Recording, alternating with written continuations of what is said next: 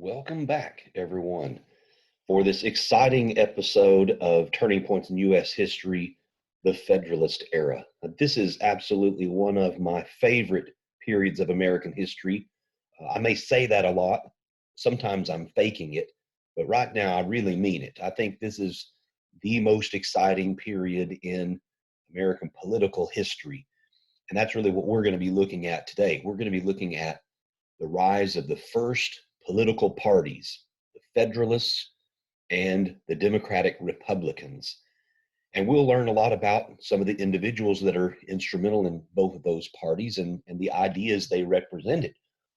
Now, the title or the subtitle here, Order, Liberty, and the Rise of the First Political Parties, um, really gets at some of the main ideas that these two groups seem to be about. You know, all government has to be concerned with order. They must create a sense of stability, but they should also be concerned with liberty. They should be concerned with individual freedoms as well. So all of government is somewhat of a balancing act between order on one hand and liberty on the other. Neither of these parties is exclusively just one or the other, but they may tend to lean one way more than the other. So, at the outset here, what is it I hope that you will learn at the end of this? You should know what the Federalists stood for and what the Republicans or Democratic Republicans stood for. You should know something about how those parties got started and really what issues divided them in this very first decade of politics after the Constitution had been established. So I think this next slide will at least help us give some framework. There's a lot of generalizations here, but at least it gives us some framework to understand who are the Federalists, who are the Republicans. Well, the Federalists are going to be headed mainly by Alexander Hamilton, Republicans by Thomas Jefferson. And these are both going to be men that serve in George Washington's cabinet. So even though George Washington opposed political parties, his two closest advisors, two most important people in his cabinet, will be the ones to develop the first political parties in American history. The Federalists definitely lean toward the side of order. They're the friends of order. And the Republicans tend to lean the other direction, the friends of liberty. Federalists were for a stronger, centralized government. This name Federalist really came first as just those who supported the Constitution, wanted to see those changes in our governing structure. Obviously, the Constitution created a stronger, centralized government than the Articles of Confederation had. But the Republicans are not simply just the anti Federalists renamed. Yeah, sure, there were some anti Federalists who will become Republicans also, but there were also prominent anti Federalists who end up joining the Federalist Party once these parties get started. The names Federalist and anti Federalist really have more to do with the fight over the Constitution. Once it is passed, then there are no political parties, not officially. The Federalists are the dominant faction, they are the government, but there's a growing opposition because of several issues. And this opposition, led by Thomas Jefferson, are friends of order, and they want to see a bit more of a decentralized government. They think the Constitution, or at least the way Federalists are operating with the Constitution, has gone too far. Now, in foreign policy, Federalists are going to be on the side of Great Britain. They still see Great Britain as America's best ally. It's the country we share a language and a culture with, and most of our trade with. So, for Federalists, for Alexander Hamilton especially, it is essential that we have good relations with Great Britain. Doesn't mean that they've forgotten the revolution. Alexander Hamilton had fought in that revolution. He wanted to break free from Great Britain. But once that war is over, Federalists still thought England is our best ally. Whereas Jefferson and the Republicans tended to say France is our best ally, especially now that they have their own republic.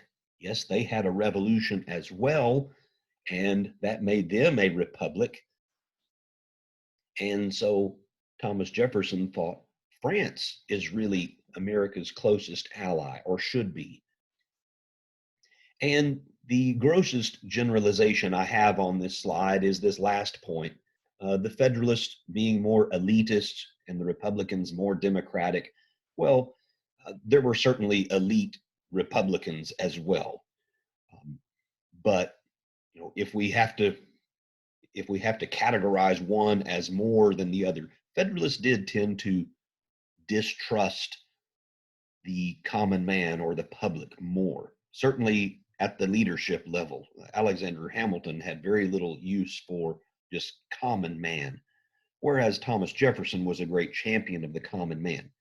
He himself is not common. He's one of, if not the most brilliant man of the age, extraordinary in all kinds of things, in intellect as well as wealth. But Jefferson still thought average common people could rise up and they should be given opportunities to reach their full potential. He's more of a lover of democracy and equality than most Federalists would be. So keep these things in mind. It might help us navigate through some of the main issues that divide the parties. So to start with, as I mentioned, it's in George Washington's cabinet that these parties will first emerge, but it's not immediate. Okay, George Washington is elected president with an electoral vote from every one of those electors, and he makes it clear that partisanship is a bad thing. Most everyone of this generation recognized partisanship is bad. It would be a sign that we are divided as a republic. So this is long before there's been any kind of acceptance of a two-party system in America. Again, the name Federalist really just represented those who supported the Constitution. Now that it's been passed, everyone should really be a friend of this Constitution, a friend of this new government. So Federalists might use the name Federalist, but they don't think of themselves as a political party. They just think this is the government. And they will blame the other guys, those that are constantly in opposition. You guys are acting as partisans. And Republicans will say the same thing at the Federalist. You are a party, you are acting as partisans. That's why we're having to act as a party. Everyone's going to deny partisanship because in Washington's day, partisanship was a bad word, bad concept. It meant division in the Republic. Nevertheless, because of differences between Hamilton and Jefferson, because of some of the policies they'll each support, we do get officially, gradually, the first political parties. Now, we'll start with Alexander Hamilton, and thanks to a popular Broadway musical, through hip hop, Alexander Hamilton has become cool, and a lot more people know about him and like him than they did a generation ago. It's kind of interesting how throughout American history we've had waves of popularity for either Hamilton or Jefferson, and they are both very central to early American politics. Well, if you're familiar with that musical, you may know some of the facts of Hamilton's life. He's not like most founding fathers because he didn't really grow up in any of the mainland colonies. He grew up in the Caribbean, grew up in the Virgin Islands, a British islands, but not really part of the 13 mainland colonies. He's also unlike other founding fathers because he himself didn't have a father around. His mom and dad never actually married. They lived together, but his father was always off and running after some other get rich quick scheme and really abandoned the rest of the family. Um, Hamilton and his brother, his mother, they were kind of on their own. But despite having some family problems, Hamilton was a brilliant young man. And he definitely got the attention of other prominent businessmen in the Virgin Islands, who he worked for and could run their business if they happened to leave the island. They were um, into commerce, um, and so Hamilton, as a young man, started to understand banking, commerce, and trade, um, more than other people of his day, certainly more than other young men. He's growing up quickly. And his benefactors there in the Virgin Islands decided this young man deserves to have a college education. He's obviously very bright. He can run this business even when we're not here. He understands business and banking. And so they arranged to pull together money to send him to the mainland for college. His mother couldn't have done that. But Hamilton goes to what we would now call Columbia University in New York. It was called King's College back then. But he comes to the mainland just in time for the American Revolution. So while he's doing homework, he's doing his studies, he's also writing pamphlets, writing things against Parliament's newly imposed taxes, and he gets involved in the revolution. And luckily for him, he also becomes an assistant to George Washington. And this is the real father figure in his life that will make him rise even higher. Having been a trusted assistant of George Washington, Hamilton is going to be very well known.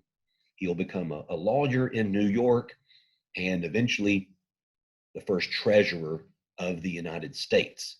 That's what's going to that's how he'll be in George Washington's cabinet. Well, I give a little of that background on Hamilton because it will be Hamilton's financial system that creates the first um, fractures um, in the cabinet and in the government to start creating different factions within. Okay, so Alexander Hamilton has a big task as the treasurer. America's biggest problems are financial problems at this point, and Hamilton knows he's dealing with a $50 million debt. That's million with an M. I know that's chump change now, but in 1789 that was an enormous sum. $50 million in debt. What is the treasurer going to do about it?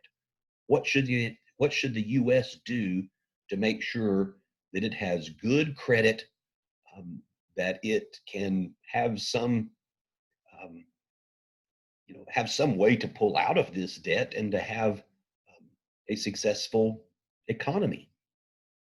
Hamilton has a big task ahead of him.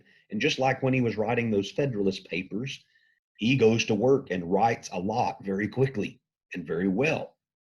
And so he's going to propose to Congress some things that he thinks will help America's credit problems and its debt problems. So here's some of what he will propose.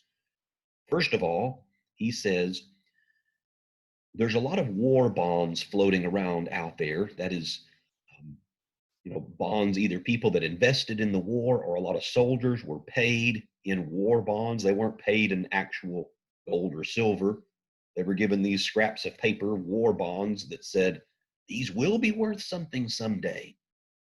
But the revolution's been over for almost a decade. And a lot of people have traded those war bonds for other things. Um, some people have gathered lots of war bonds. Hamilton says we cannot just simply ignore our debts. We cannot simply say, we've got a new government now. The slate is clean. We owe no one. This is a government under the Constitution. Other debts don't count. No, Hamilton knew if you do that, no one in the no one in the world, no international banking firm will ever loan you money because you're not a good credit risk. We have to establish good credit. So Hamilton says we need to make good on these war bond obligations. If we say you were going to get paid because you hold a war bond, then we must pay them. We can't do it right away, but trade old war bonds for these newer certificates that say this is for real. You will be getting paid. This is going to be worth something. Have confidence in this new government. Well, that doesn't sound all that controversial. Everyone, of course, wanted to honor soldiers from the Revolutionary War. But the controversy was it's not just soldiers who hold those bonds anymore. Like I said, a lot of people have traded war bonds. Maybe they wanted something else in the meantime, in the almost decade that's gone by. So they may have traded these scraps of paper for something real and tangible that they needed right then. So the controversy is, do we pay everyone who holds a war bond? Do we pay even, you know, greedy business people who just gathered these war bonds? I say greedy because, that's how Thomas Jefferson might look at it. Or do we just pay the original holders of the war bonds? Well, Hamilton says we pay whoever has the bond now. He doesn't see businessmen as being greedy anyway. Um, if some people have gathered up a lot of these bonds and they're just investors, then they took some risks and they're being smart. They should be rewarded. Besides, whoever traded these war bonds in the past, if you traded this scrap of paper for a shovel because that was more useful, well, no one held a gun to your head and made you trade that.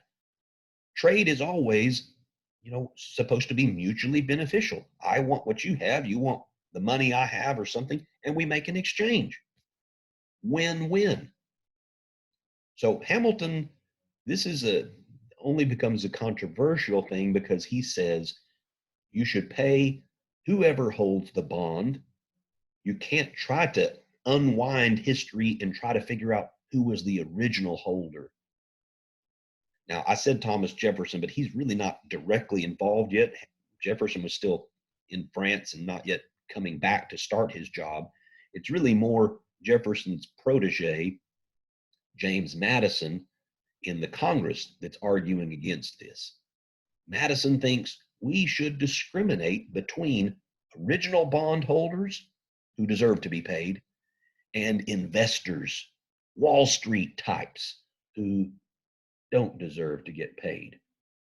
Well, Hamilton's idea is going to prevail. Congress will approve this portion of his plan. And then it gets more controversial.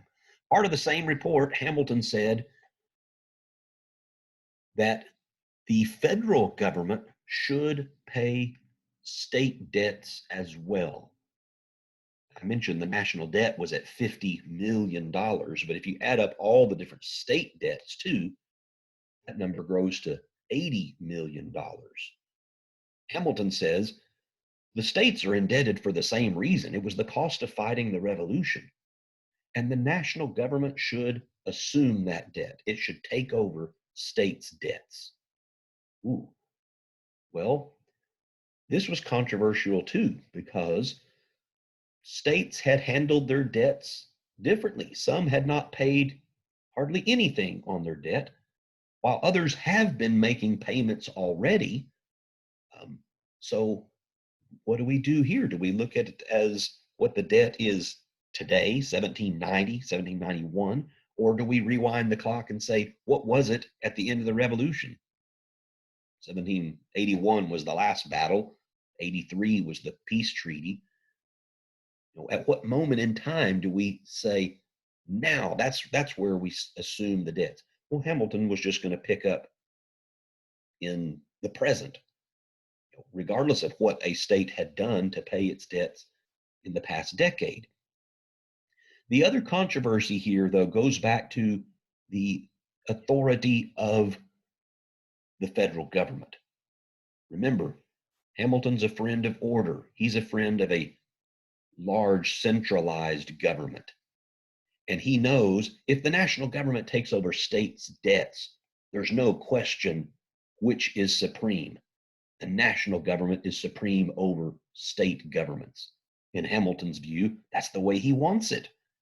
Paying the bill would be one way to achieve that. I came from a fairly large family, large by some standards. I was the third of four children. If our, and we've all had children since then. So if we all have a giant family gathering and went out to eat somewhere, and the bill came, and instead of dividing up that bill, people are going to scramble to reach for it. I'm not reaching for that bill. I can pay my family's portion of the meal, but I don't really want to reach out and grab it for my older brother, my older sister, their families, my younger brother, his family. I'm not that hero. I'm probably going to look at my dad, because, well, he's the patriarch. Maybe he should pay. Although he's retired, I don't know why I would put that on him. Maybe, brother-in-law.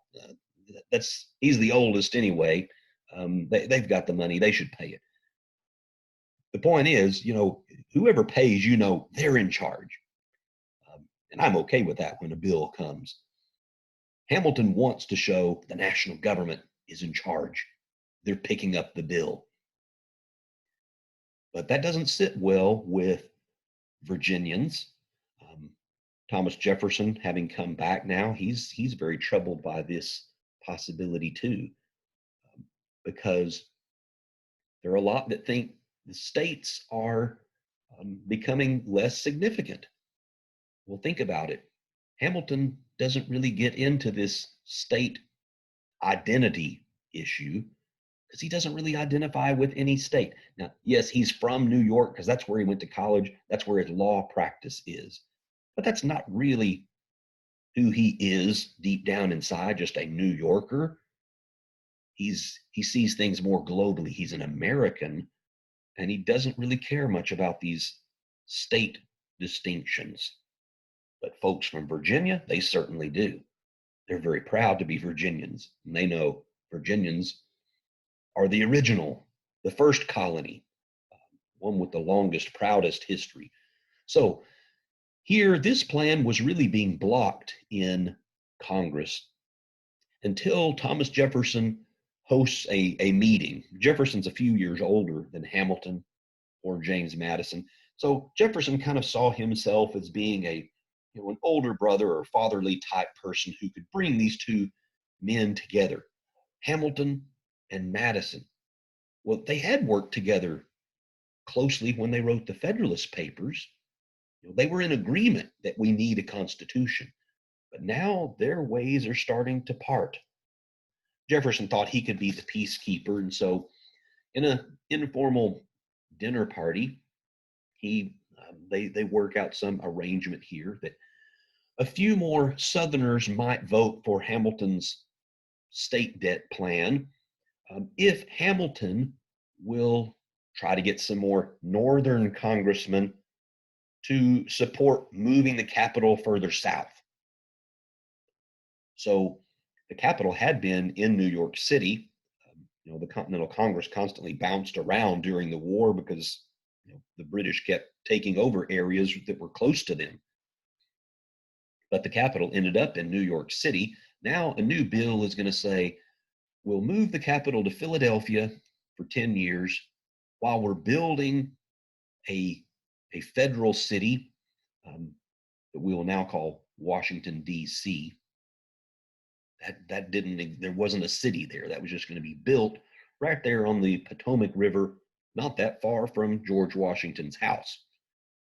So this is how finally enough votes come together to pass this part of Hamilton's plan. It's an informal dinner party where some Southerners are going to be satisfied that the capital is moving their way. So once again, Hamilton gets his way, and there's more and more ruptures between congressmen over Hamilton's financial plans. Well, the most controversial part of that financial plan was the Bank of the United States. Hamilton said we should have a Bank of the United States, much like England does. This would be a partly public and partly private company. I mean, it would have some members of the board of directors that are government officials appointed by the government, and then others, they're just private citizens who are selected to this um, this board of governors for the bank.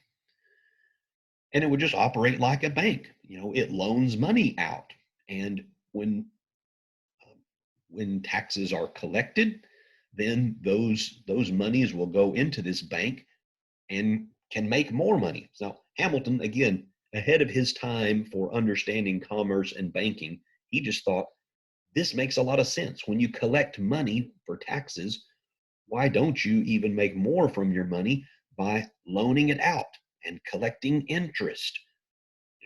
Hamilton said there's lots of ways this will be very useful.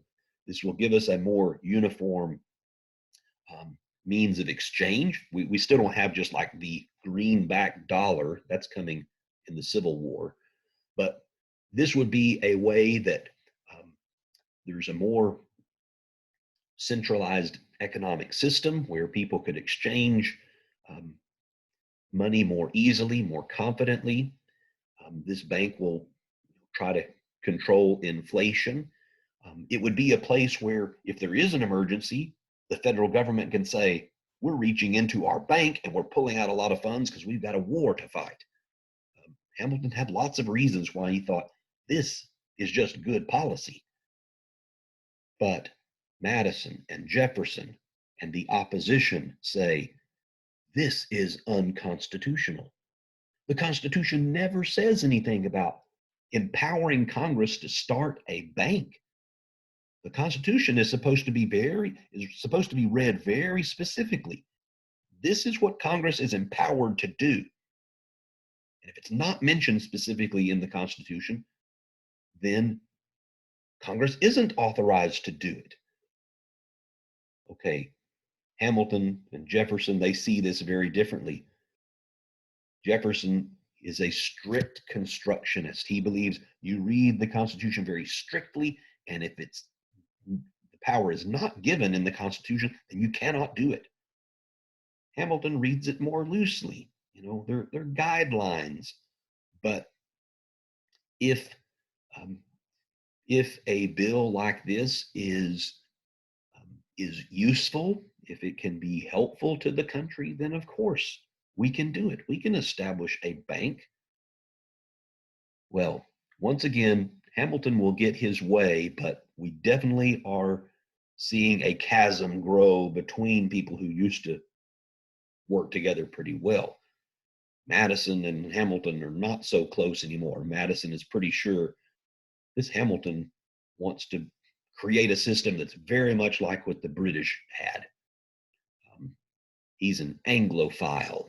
He loves the British. Well, let's move away from Hamilton. He's caused enough division already. Let's talk about other issues that will divide um, these early parties before they're really calling themselves parties. Well, let's talk about foreign affairs, since that's what Thomas Jefferson would have dealt with anyway. Foreign affairs, because Thomas Jefferson was the Secretary of State. And the biggest foreign affairs issue of the day, really for about a decade, was the French Revolution. And where does the United States stand on the French Revolution? France started its revolution about the same time that the US Constitution went into effect. And it not only had a revolution within, the French pretty soon were at war with other monarchies of Europe. Now, initially, most Americans were very supportive of the French Revolution. They thought, this is great.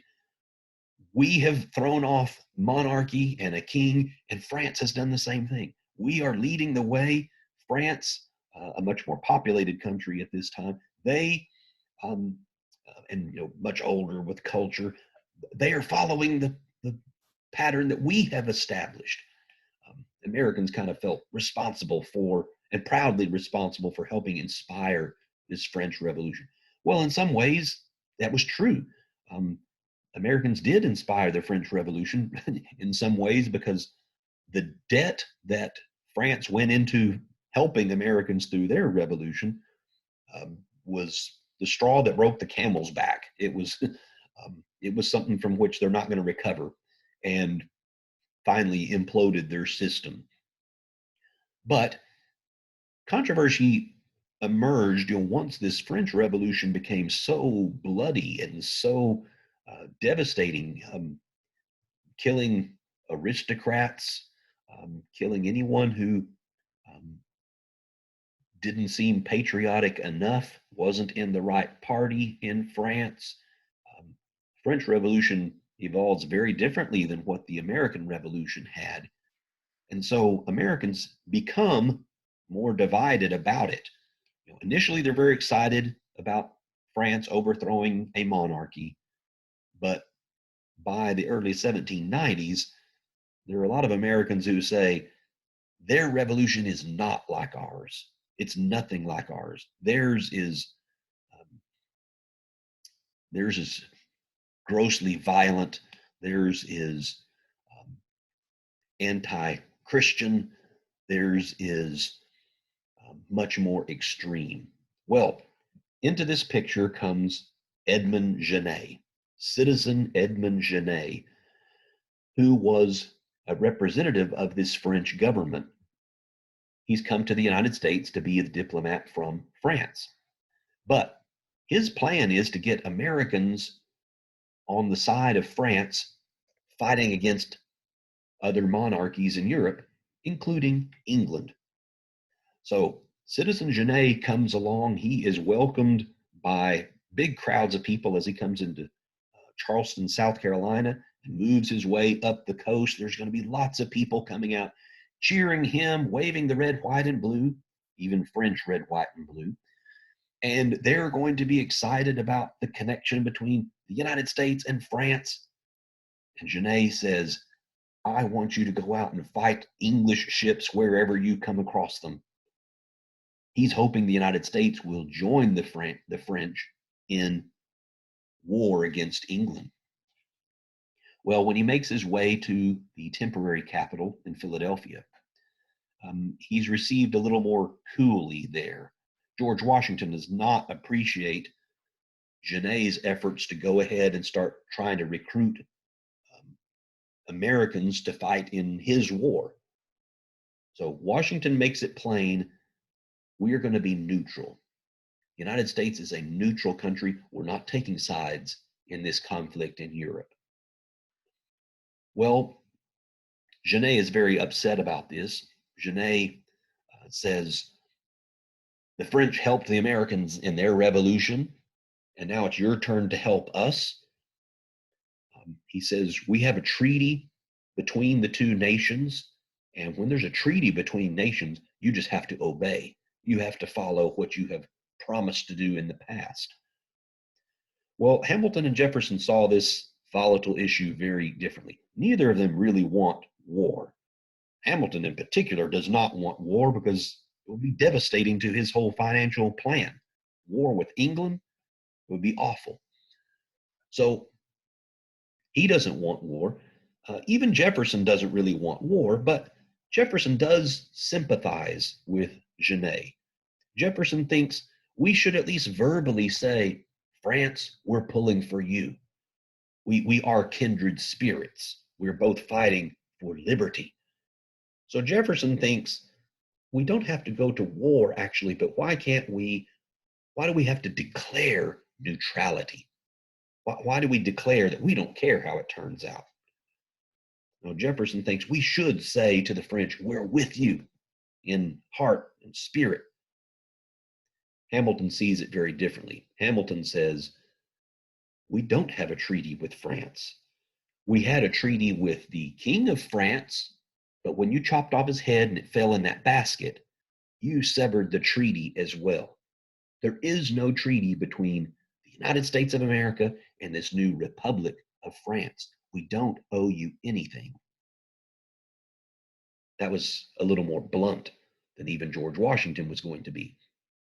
Well, Genet was very upset. He was threatening to, come back with a million voices in America to make George Washington obey.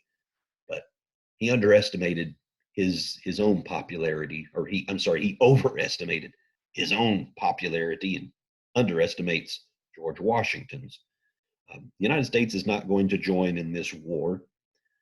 And in fact, Genet was now recalled back to France. Changes in the French government had brought a different party to power, and now they want Genet to come on back home, probably with a date with La Guillotine. So Genet gets really quiet, begs to just stay in the United States and keep his mouth shut. And he lives quietly the rest of his life here. But this was an issue, a foreign affairs issue, that Hamilton's view, the Federalist view, was still going to prevail. And Jefferson was extremely embarrassed. He's embarrassed and retires over this issue. Another issue, and I'm not expecting you to remember these year by year. I'm just showing you this is Washington's second term in office, and every year there's more things coming that are dividing the parties. 1794, this was really an ongoing issue, the Whiskey Rebellion. And it goes back to Hamilton's financial plan, too. Part of Hamilton's financial plan was a tax on whiskey. And a lot of farmers in Western Pennsylvania felt like this was an unfair tax because it falls on them very heavily. They live in an area where they raise a lot of corn. They turn a lot of that corn into whiskey because it's more profitable that way than just selling it as corn. And so they feel like we have to make whiskey. It even becomes currency for them, trading whiskey for other things. So they feel like this tax is really hitting their pocketbooks and not other people's. It's not fair. Now, so for several years, these farmers in Western Pennsylvania had really fought against this tax. When tax collectors have shown up, they have harassed those tax collectors. When someone is cooperative with a tax collector, neighbors have destroyed their whiskey distilleries. If they find out a neighbor is willing to pay the tax and is cooperating with federal officials, then they'll find giant holes blown in their distillery. Neighbors will say, Tom the Tinker has mended your distillery. Really, it means if you're cooperating with the tax collectors, we're going to ruin you. So this had gone on for several years in the early 1790s. And there's even a big shootout in one case where the tax collector, the local tax collector and his house were attacked. Hamilton thought, we need to go and establish order there. And Washington finally agreed. 1794, they take a large army into Western Pennsylvania. Now, this was in the days when commander-in-chief of the army really still meant commander-in-chief. George Washington's going to lead this army at least about halfway across Pennsylvania. And then he'll let Hamilton lead it the rest of the way. So it's president and the treasurer who are acting as military leaders of this group. And when they go into Western Pennsylvania, there's not a great army against them. These so-called whiskey rebels are not an army. They're farmers who get together when they think they need to protect themselves or harass a tax collector. They're not prepared to face 13,000 troops. 13,000 troops. This is a big army. This is like Revolutionary War, big army. And Hamilton thought this was a necessary show of force. People in Western Pennsylvania need to understand you cannot choose which laws you will follow and which you won't. You must obey the law. There, you have representatives, and once something is passed, it becomes law. You must follow the law. That's keeping order. Hamilton thought some of the leaders of this whiskey rebellion should probably hang for it. They should be executed. Washington's not going to go that far. He won't let anyone be executed.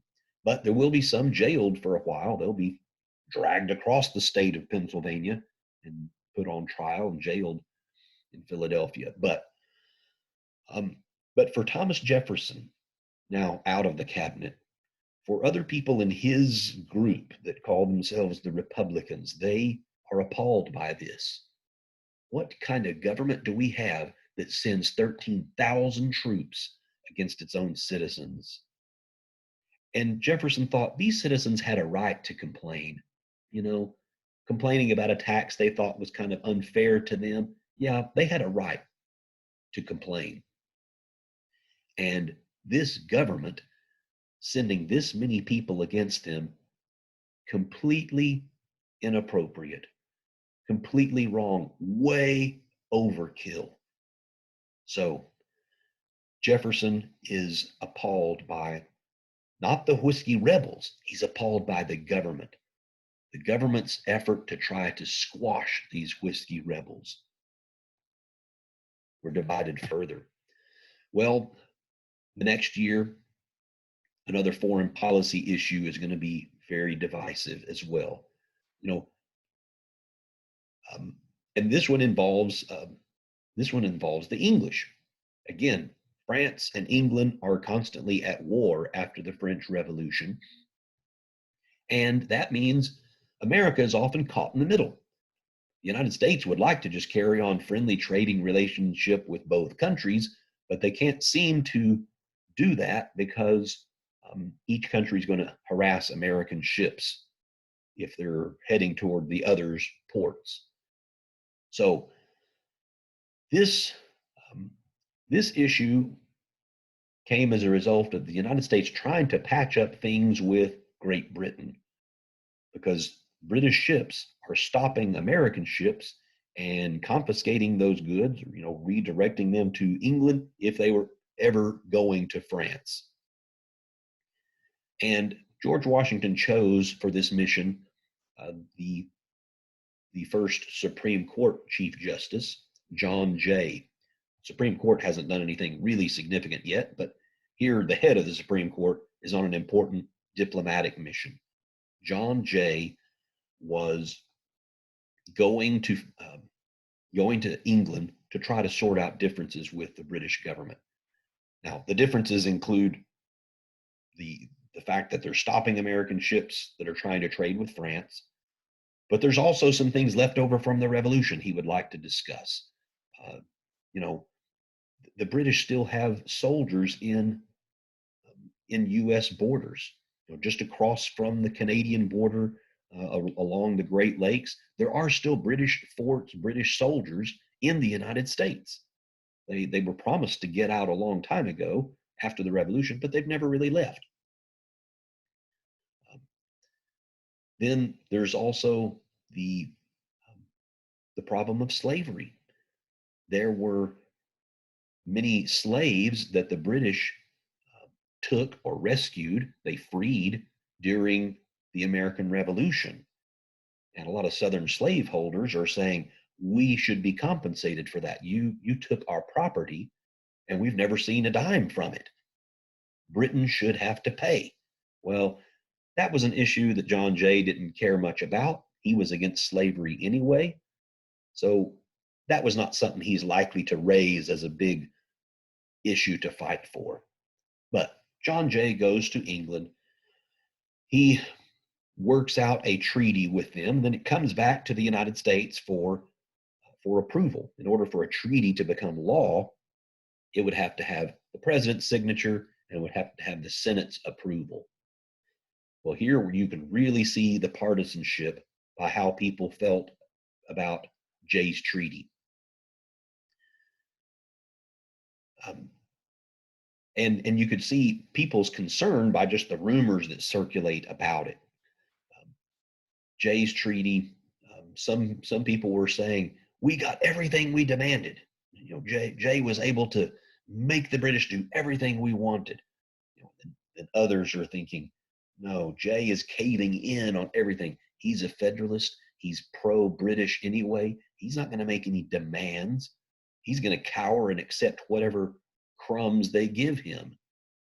Well, the terms of the treaty were kept secret for a while, and that raised even more suspicion. Why don't we get to see the whole terms? Finally, it comes out in a newspaper. A lot of people are appalled. Jay's treaty did say Britain will repay America for those ships that they've stopped and they've taken goods from those ships. But it did not say we'll never stop those ships again. It's not much of an apology. It says we will repay what we have confiscated, but it doesn't say we're sorry, we won't do it again. Jay's treaty also said there will be those British soldiers will be evacuating U.S. area, but they had promised that since the Revolution. That didn't seem to be such a big deal. There was nothing about compensation for slaves taken in this treaty. There was, though, a commercial part of this treaty. Great Britain agreed to open up some of its Caribbean ports to American trade, places where the U.S. had not been able to trade directly in the past. Now they would be able to. So Federalists thought this was a great treaty. The Federalists thought, we've avoided war with Great Britain, plus they've opened up some ports to us. What a win. Thank you, John Jay. Federalists thought this was a good thing. But the opposition thought this was a terrible treaty. The United States, having just recently fought a war with Great Britain, now we're going to them, cowering to them, and accepting that they might still be stopping American ships, just because they think they can open up a few more ports to us, and we're just satisfied because we think we might make a little more money on trade with them. Again, this is really before anyone has acknowledged there being political parties. But the way this vote goes in the Senate, the 20 people who vote for it, they are Federalists. The 10 people who vote against it, they are Republicans. They are the Thomas Jefferson kind of Republicans that opposed Jay's treaty. The treaty passed, but it was very unpopular in the public. John Jay could just see little images of him being burned all over. Just like in the Revolutionary War, people might make a dummy of the stamp tax collector and then hang it, as if this is what we're going to do to those stamp collectors. John Jay says, I see my image burning everywhere. I could walk home guided by the light of all of my burning images home. Jay's treaty was very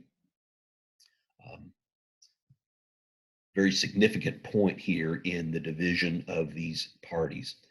Well, I'll pause here because this is going to be a little longer presentation than most. I have a lot to say about the Federalist era, so we'll pause here and then pick up with a part 2. Thank you.